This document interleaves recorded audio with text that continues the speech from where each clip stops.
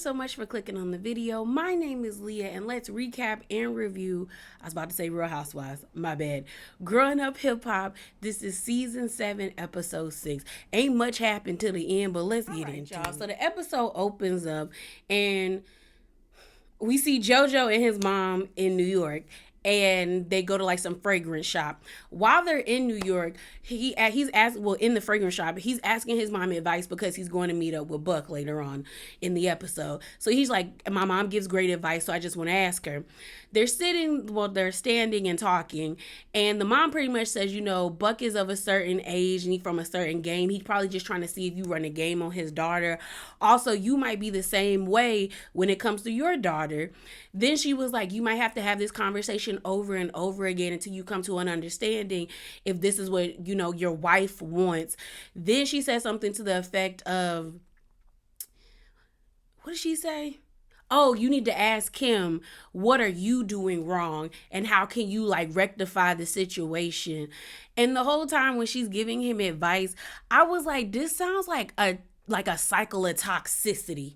The only thing I agreed with her is when she said the fact that he wants to have this conversation with you and he was open to have a sit down, that means that he's willing to probably be bridge the gap and come to a happy medium. Other than that, anything that JoJo's mom was saying, I was like, yeah, lady, no. Because one, why do I need to prepare myself to keep having the same conversation over and over and over? We're both two grown adults. If you can't get it the first time, then clearly that's a sign to me that one, you either really don't care what I had to say and you were just showing up just to show up so you could be like, oh, I tried to talk to him. Or two, you just committed to doing whatever you want to do and you don't want to try to understand me in any kind of way. So when she said that, I was like, what? Then when she was like, he's old, he probably trying to make sure you not run a game on his daughter because he know the game. Girl, if he was trying to make sure if JoJo was running game, why did you wait now? Why do you have an issue now? You should have checked them before they got married and had 2 babies. The game has already been ran, okay? We're already here. We're at the finish line. So what do you mean he trying to check and run game? Then she was like, what? She said something about, she said having the same conversation over the game thing. Oh, when she was like, you need to ask him, what am I doing wrong? In what way? In what way am I doing anything wrong? Because clearly you have the issue because you walking around telling people that my new baby is not your grandson. So you got the issue, not me. I was like, what is your mom talking about? She don't give good advice. What are you talking about, JoJo? Yeah. So then we get to this scene of Egypt and Sam and they're going cake testing. Does Egypt not own any full length shirts?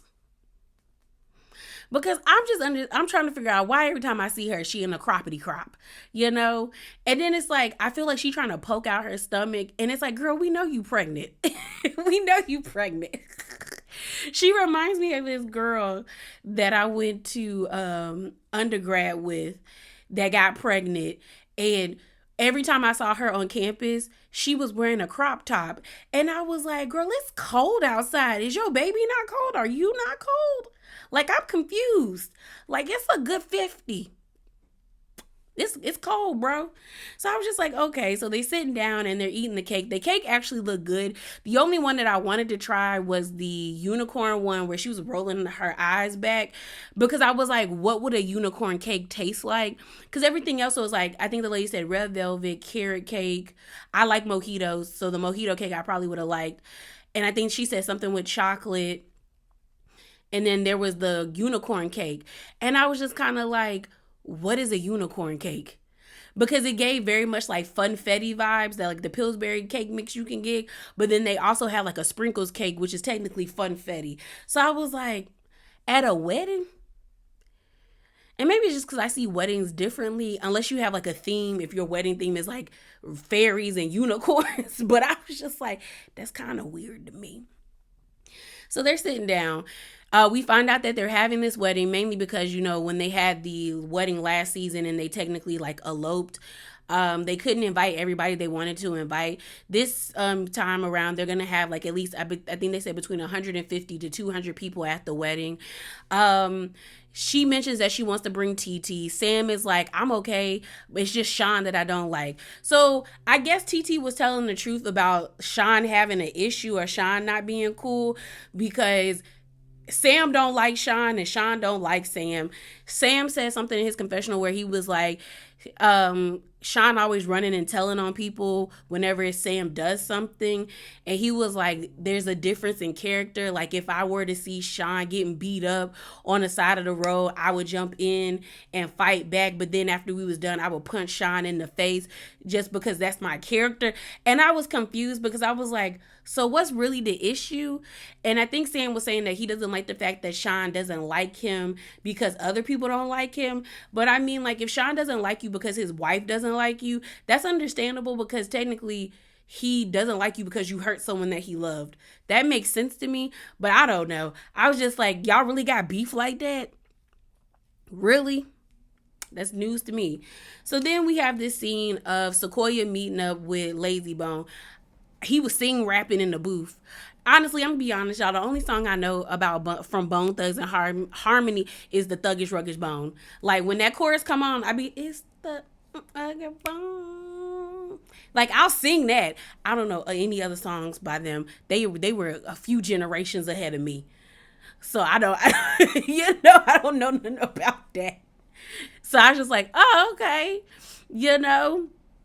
So he's singing there, he rapping. Sequoia stops by and basically checking on him after, what happened with his mom passing away. We find out that, like, the mom was out partying with his brother, and then I guess something happened. They didn't express, like, if she had, like, a heart attack or a seizure or, like, a brain aneurysm. They just said she went out with a bang. So she was at the party and then something happened. And Lazy is basically trying to encourage Sequoia to talk to her mom so that, like, they could be on the same place, especially after dealing with the death of his mom and it being unexpected. And Lazy was just like, he doesn't like the fact that he feels like he's in the middle. Sequoia is like, she wants to have a conversation with her mom, but she also feels like she doesn't want it to be any beef. Like, she acting like I'm not supposed to be in her business, but technically I am your business and we do business together. But she was just like, it's awkward, because we end up finding out they haven't spoken in 5 weeks. All right, y'all. So the next thing we see is of Egypt and Tretch at a wedding venue. The venue actually looked really nice. We find out that this might be the venue that they're gonna go with, and Tretch is excited. Before Egypt got there, they was name dropping Cardi B and Offset, because I guess they had a performance and they showed up and performed. So he was excited to talk about that. I was like, okay, y'all name dropping them. We then Egypt comes. She actually looked really cute in this outfit. I was like, why couldn't you wear something like this when you performed on tour instead of that all black outfit? I said, this is actually really pretty on you with the burgundy tips and the burgundy outfit. I said, okay, girl, burgundy. But she shows up. She's excited. She's like, this is kind of the venue we want to go with. Because, again, they're inviting probably 150 to 200 people. Tretch brings up how he wasn't happy that at the last time they got married that Tyran wasn't there. And Egypt's like, yeah, I want you and him to walk me down the aisle at the same time. So I need to reach out to him.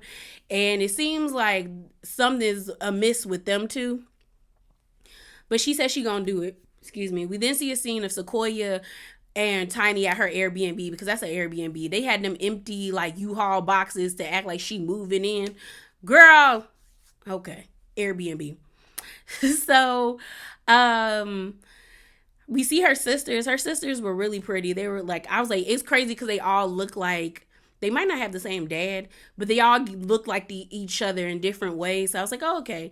So Sequoia comes in and she sits down, and pretty much what we find out is that she doesn't want to be in the middle. She was like, when dad can't get a hold of you, he calls me. When you don't want to talk to dad anymore, you complaining to me about how you don't want to talk to him anymore. And then when you went with Lazy, pretty much like she was like, she felt like history was repeating itself. Like, this is another guy or another man that I have a good relationship relationship with, and here you come, y'all getting together, and what if y'all break up and then it's awkward all over again.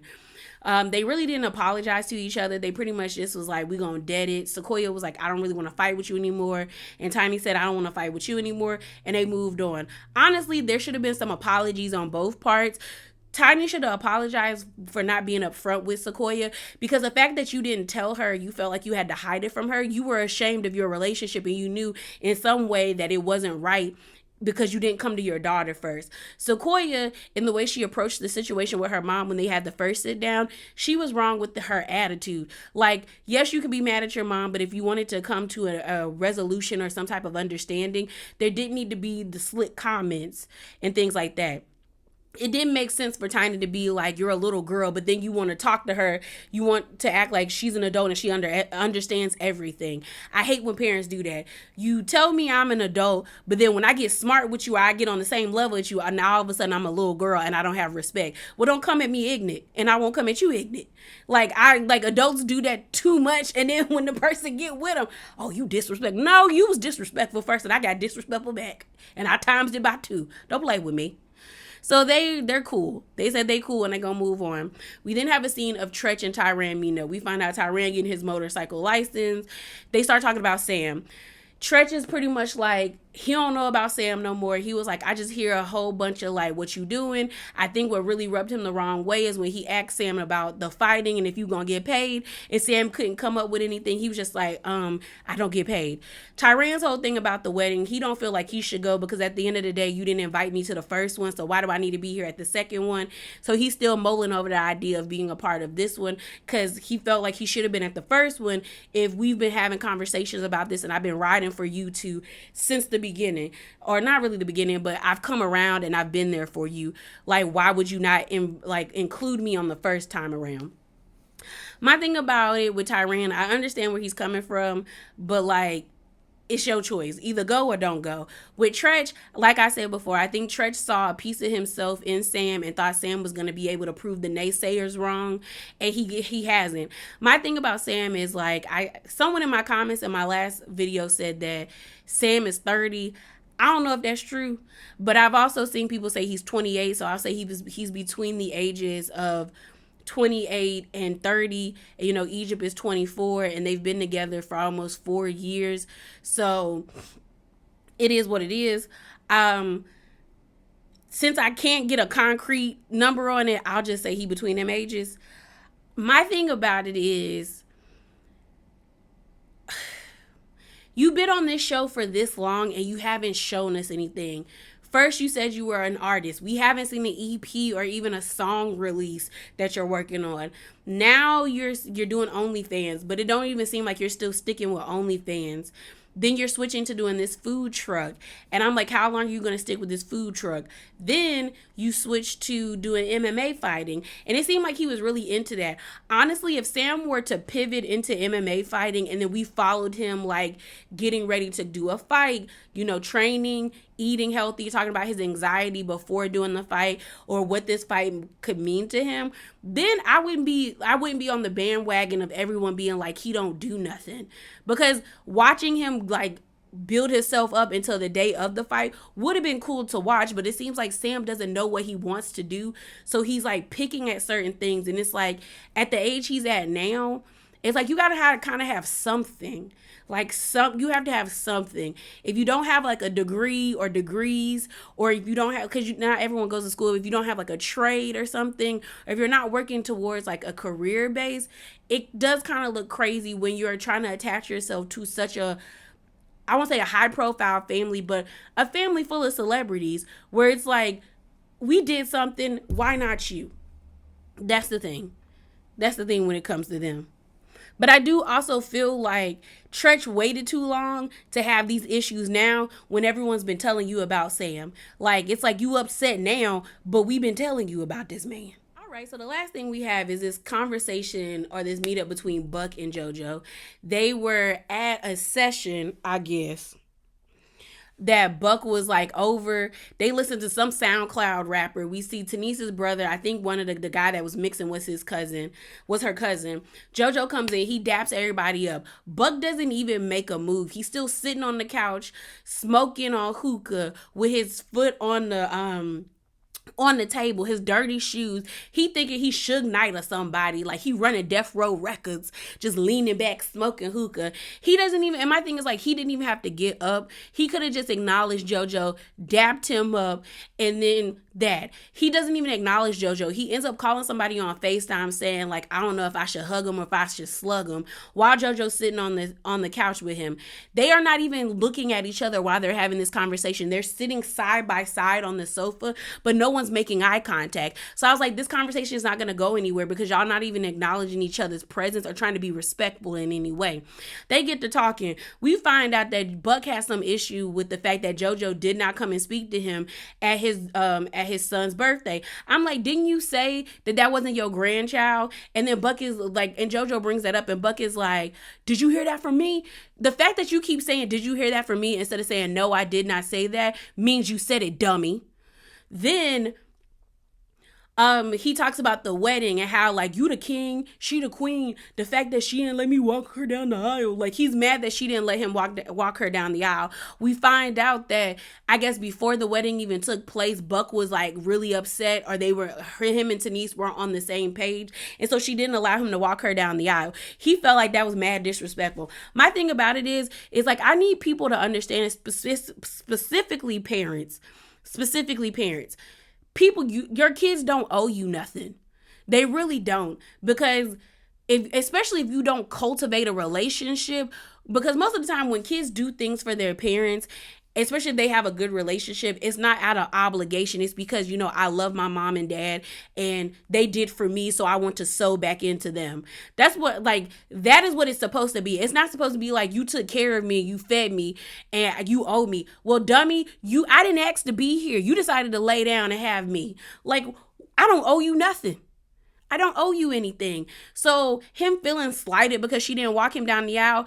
I was with JoJo. That's a Tanice conversation. You need to have that with her. Why you mad at me? Why you taking it out on me? He's like, because you the king. You're a dummy. When I tell you Tanice's dad is a band, he's a band. He's such a band, bro. Like, and you can tell that Buck peaked in his 20s because he still carries himself like a stupid 21-year-old dude, where he feels like he has these ideologies that are so rooted in dumb, like it's dumb. He is dumb. That man is such a band because they're arguing back and forth. And it's like, you already started off this conversation with hostility when you're on the phone with somebody talking about, I don't know if I should hit him or if I should hug him, while the person is sitting beside you. You didn't even acknowledge his presence when he came in there. So they started to argue back and forth. They was arguing so much that I couldn't really understand the conversation. The one thing I did caught is like, Buck felt like he always been there for them, in a sense where he was like, I paid for everything. I paid for everything. I was paying y'all rent.